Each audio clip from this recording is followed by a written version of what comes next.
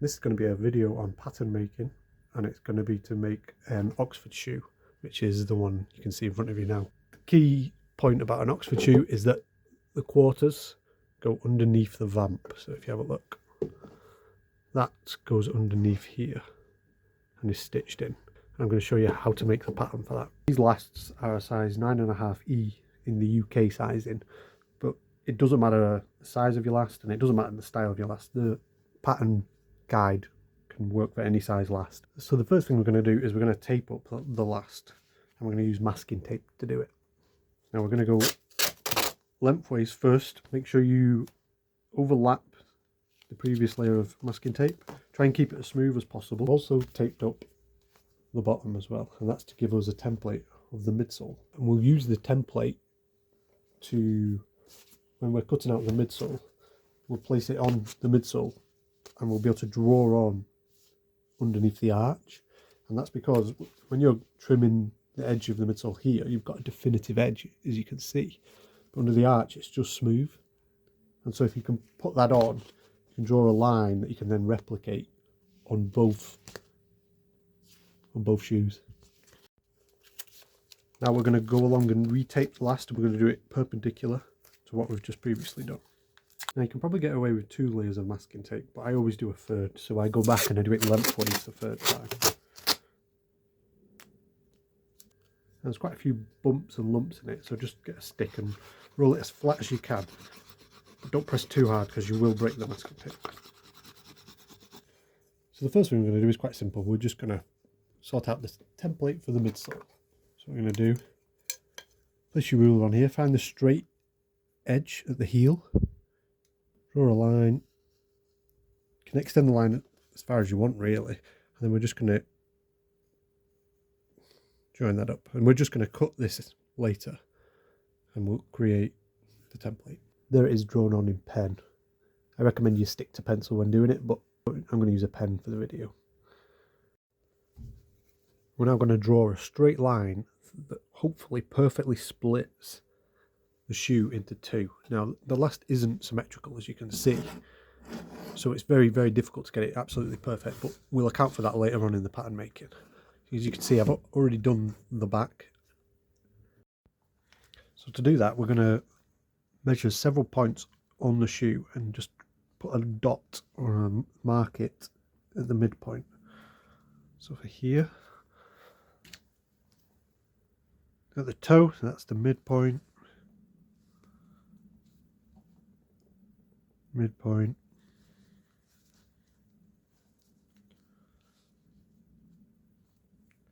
here. Also going to do it right centrally here, and obviously at the back I've already shown you, and at the bottom here, the heel. And then to join them up, you need a straight edge that's flexible basically. So I've used an old piece of welt and line up the dots.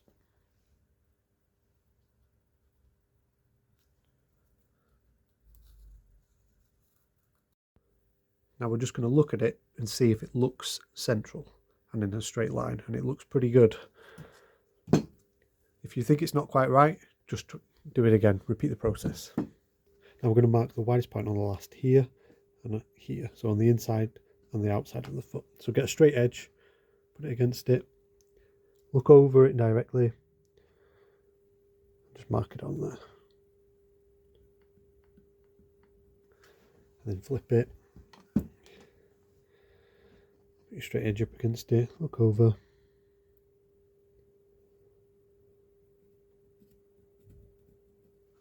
And then we're going to join up those 2 points once again with our piece of old welt or flexible straight line.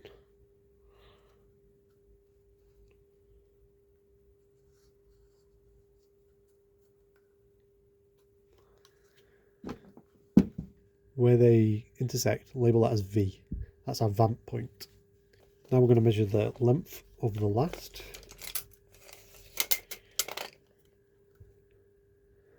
And it's 296 millimeters. And we're going to measure the counterpoint, which is going to be C. And C is 1/5 of the last length. So in this case, the last length was 296 millimeters. So a fifth of that is 59.2 millimeters. So we're going to call it 59 millimeters. So if I show you that on here, it's from the very bottom of the last. As you can see there, it's at 59 millimeters. 59 mil. Make sure when you mark it, we're going to mark it and call it C. Make sure you do it on both sides, and that it dissects the line, so you can, when we cut it apart, we'll be able to see on both sides. And then we're going to do the back heel point, and that's going to be 12 millimeters above, and that's just going to be 12 millimeters on every shoe basically. So we want to do 12 millimeters above. This is here. Just again, mark it across, make sure it's visible. We're going to call that Q though. Q. And the back heel point is going to be the very top of the heel. Now what we're going to do is we're going to remove the tape from the last. We've got our vamp point, we've got our counter point, we've got our back heel point. So what we're going to do is we're going to cut along the back line. We're going to cut along this line. We're going to remove the excess at the top here that we don't need, and we're also going to cut along the edge at the bottom as well.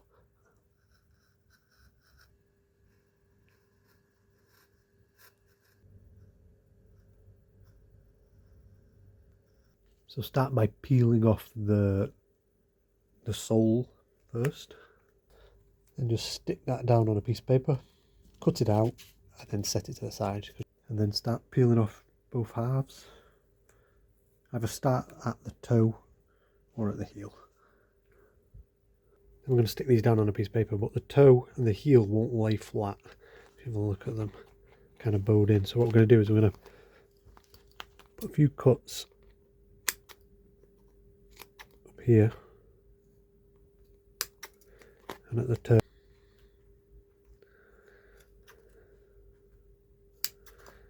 Help it lay flat. You may also need to put one here, but we'll see as we go along if we need one, and maybe also one here, but we'll see.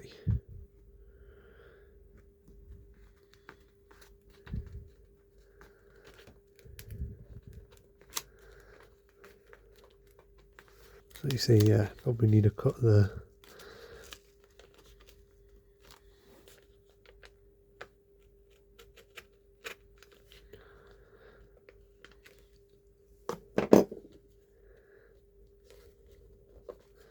Then we're going to repeat the process with the other one above it. There you go. And now we're going to cut these both out. Now we're going to trace around one side of it.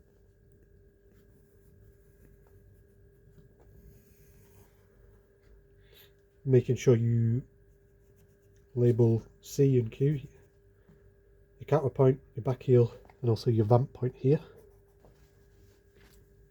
There we go.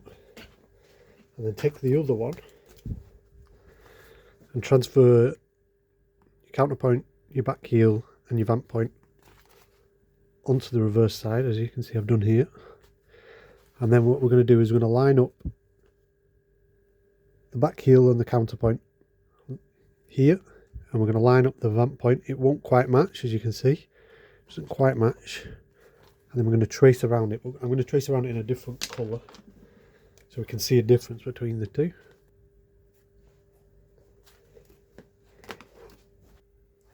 And now we're going to dissect the two lines as best we can and create an average of them. So you see I've done red there.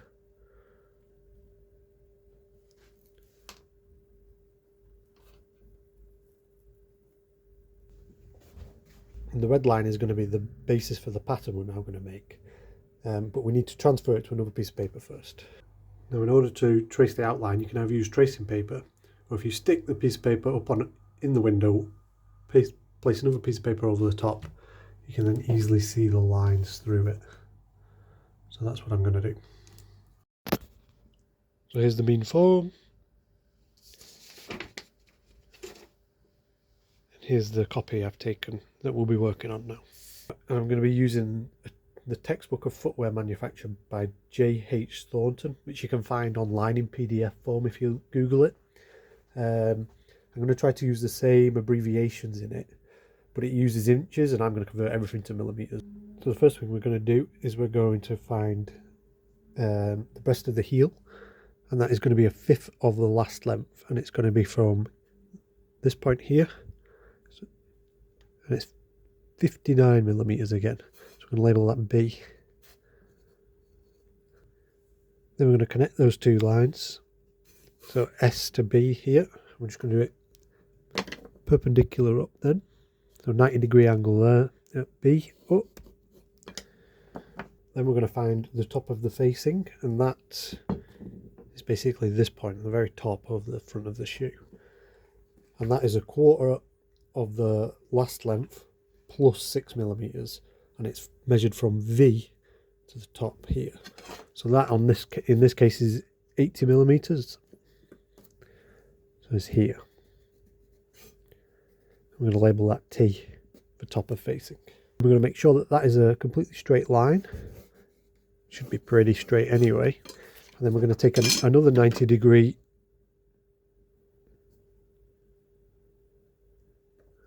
line from it. I'm going to take that down that way. So 90-degree angle there. Then we're going to measure up this line. And this is going to be 1/5 of the, and this is going to be 1/5 of the last length. So that's 59 millimeters again.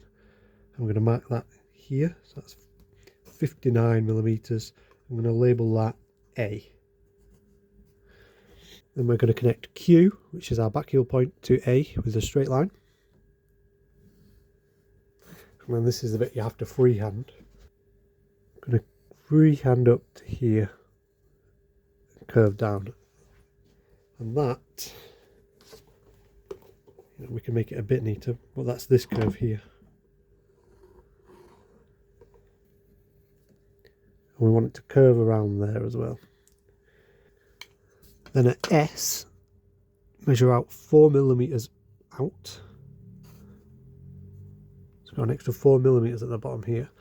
And we're going to draw another curve, and we want it to basically taper away to nothing at C. And that just gives us an allowance to put a stiffener in at the back of the shoe. Then we're going to add a lasting allowance along the bottom edge. You can put as much as you want on. I recommend, if you're doing the pattern for the first time, around 2.5 centimeters around the entire bottom edge. Once you've done it a few times, you can shrink that down.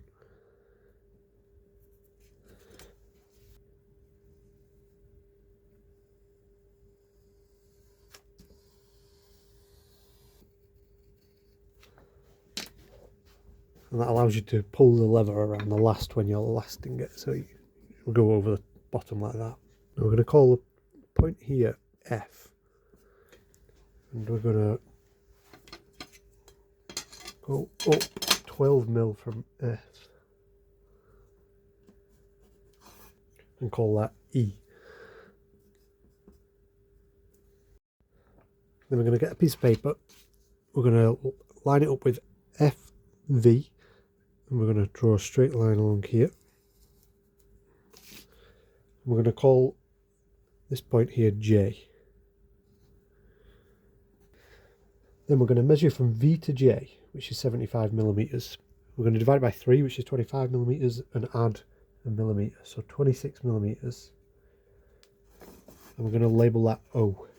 That point is O. Then we're going to connect V to E with a straight line.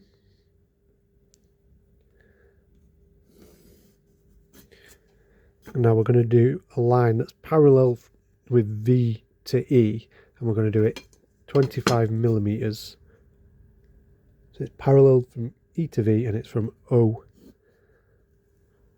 and it's called M. This point is M. Then we're going to connect from V to M, straight line, and we're going to mark this point here as X. Then we're going to put another point 3 mil up from V.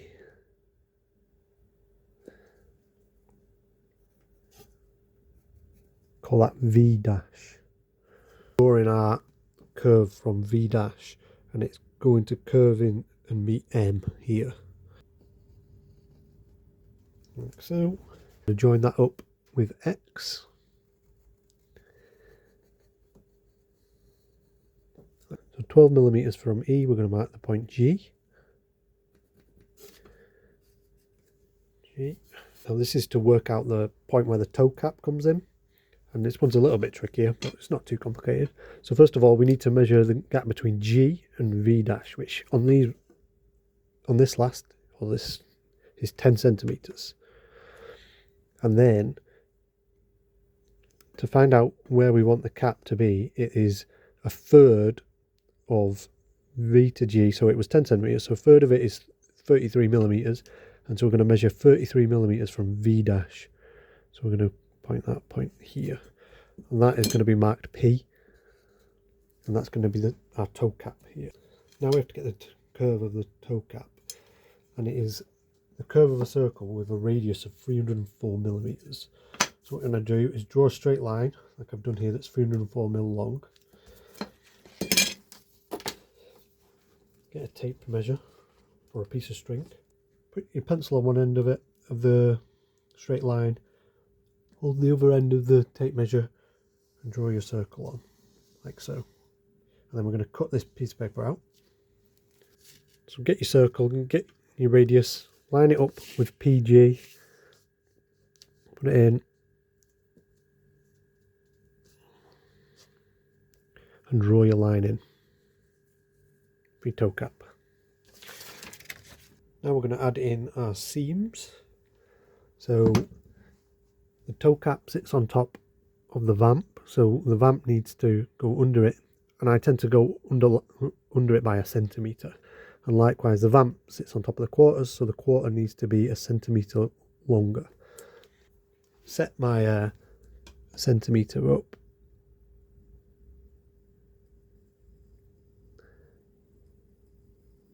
And I just follow that line down there.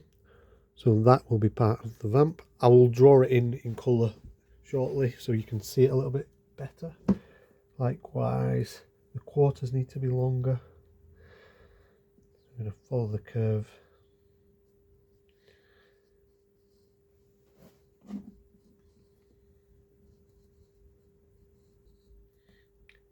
Stand that down as well. Now if you're doing this construction like this with the back seam, a piece of leather stitched on over the back, you'll have to add 2 millimeters to this back line here, and I'll show you why. So this is one I've ripped apart for you. What you do is you lay the pieces on top of each other, stitch them, and then lay them flat, but you lose 2 millimeters, roughly 2 millimeters. See if you can see that. So you're just adding that allowance back in at the back. So we're going to do that. So that's 2 mil.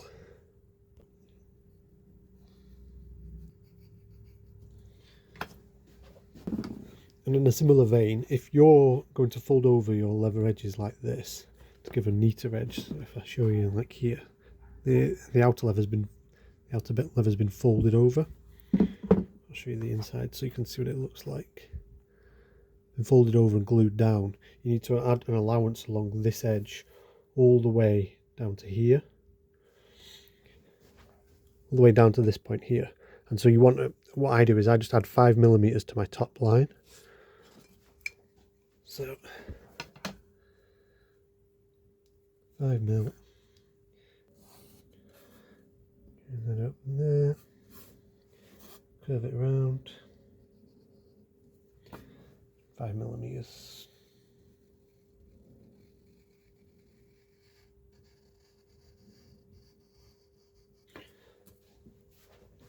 The tongue, we want to make it from T to V long, which is 8 centimeters or 80 millimeters long. 1.9 at the bottom. 0.9 centimeters down here. And it should be 2.8 at the top.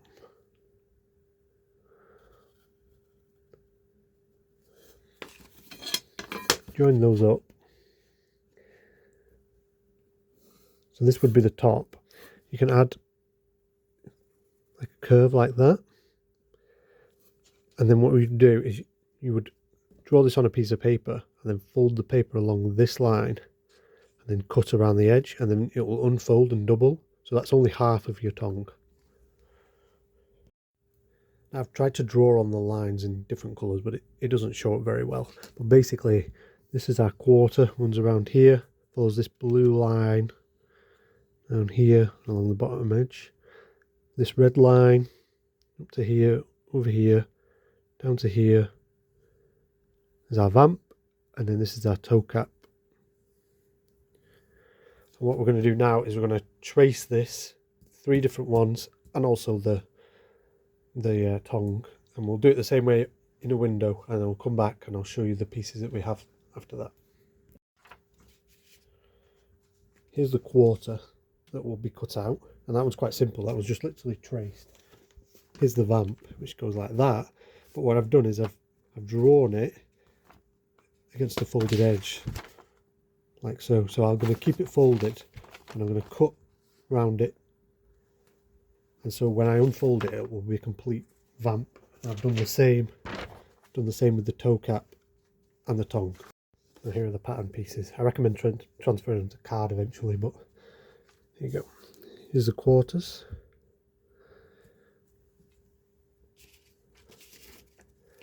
We've got the vamp. This overlaps the quarters. And then we've got the toe cap, which overlaps the vamp. And then we've got the tongue. Now, what I recommend for the lining is when you cut your leather out, you cut out your vamp, your toe cap, you then stitch them together and then use that, when it's made out of leather, as your lining for what would essentially be the vamp and toe cap together, and just a big lining piece. And I'll do the same thing for your tongue. So cut out your upper out of that on a piece of scrap leather and draw around it, but give yourself some leeway. So like maybe go like 1/2 centimetre around the edge, and then cut that out, stick them together, sew them on, and then just use some scissors to cut to neaten up the edge. With the quarters, it's a bit different, because with the lining quarters, you don't really want at the back a stitch line. See if you can see that a bit better. You don't want a stitch line at the back. You just want it to be a solid piece at the back inside. So I'm going to show you how to do that as well. So for the lining for your quarters, put your pattern piece back on your template, mark off your back heel point here. You can do the centre point line as well, but it doesn't really matter. But also mark off this point, which is the bit of the where you taped up the last. That's the bottom edge, so that's essentially right here. So it's this line here. So just mark that on there. Draw a line on a piece of paper. Line up your back heel point and this bottom line mark that you marked there, and draw around your quarter like that. Then flip your pattern piece. Make sure you got the markings on the other side too, and do the same thing. So you line up here with where you left it there, line up there, and draw around that as well. And that basically is your outline. This whole piece is your outline for the lining. I'd probably extend the line out a few centimetres, because you can always trim this line off, and maybe at the bottom as well. You don't need to bother with that gap there, and that's your lining piece. There you go. There's how you make a pattern for an Oxford shoe.